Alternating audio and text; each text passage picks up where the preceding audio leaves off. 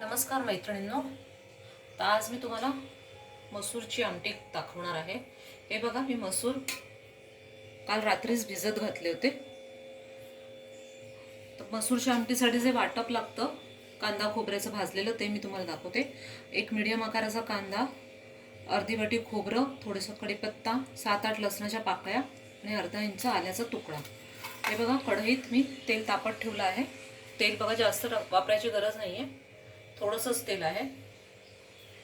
पहिला कढीपत्ता घालून घेऊया।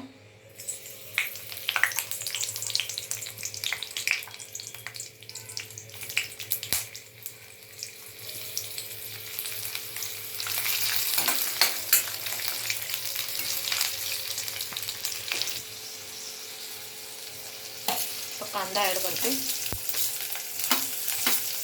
कांदा चांगला परतून घ्यायला लागेल।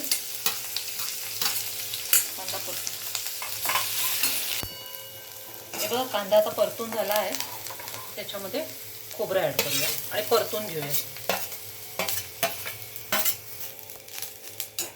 हे बघा, कांदा खोबरं आपलं चांगलं वाटून झालंय। आता गॅस बंद करूया।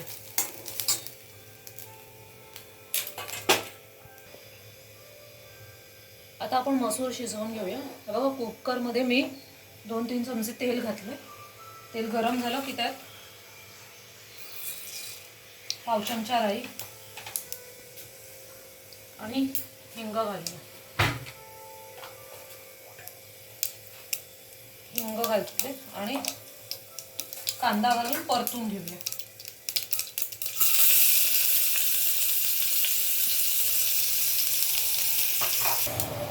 कांदा परतून झालाय। आता एक टोमॅटो ऍड करते। मी एक मध्यम आकाराचा कांदा आणि एक मध्यम आकाराचा टोमॅटो वापरला आहे आणि परतून घेऊया। आता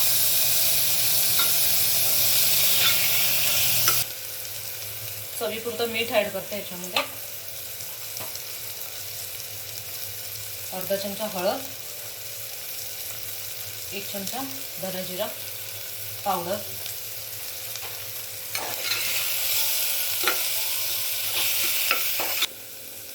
हे परतून झाले। आता मसूर घालून घेते। आता मसाला ऍड करते। याच्यामध्ये घरगुती मसाला,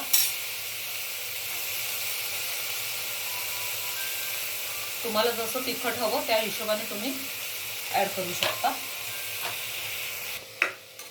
मसूर चांगला परतून झालाय। त्यात 1 ग्लास पाणी घालून आपण त्याच्या 3 शिट्ट्या करून घेऊया।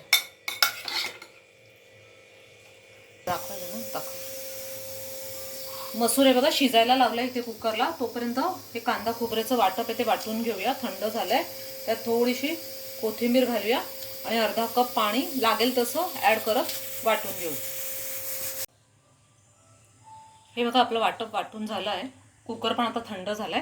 मी आता कुकर उघडते।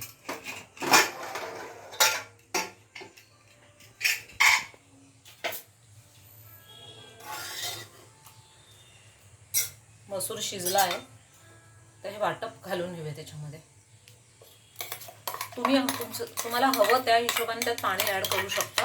आता मला डब्याला न्यायचं त्यामुळे मी थोडी लपतपीतच ठेवणार आहे। तर तुम्हाला भातावर खायची असेल तर तुम्ही थोडंसं पाणी एक्स्ट्रा ह्याच्यात ऍड करू शकता। चांगलं मिक्स करून घेऊया। ह्यात 2 कोकम घालते आणि हा अर्धा चमचा मसाला हा वरून मी परत ऍड करते। त्याने जरा चांगली टेस्ट येते उसळीला। हे बघा, चांगली उकळी आली आहे। आमटीला झाली आहे। आता आपण गॅस बंद करूया।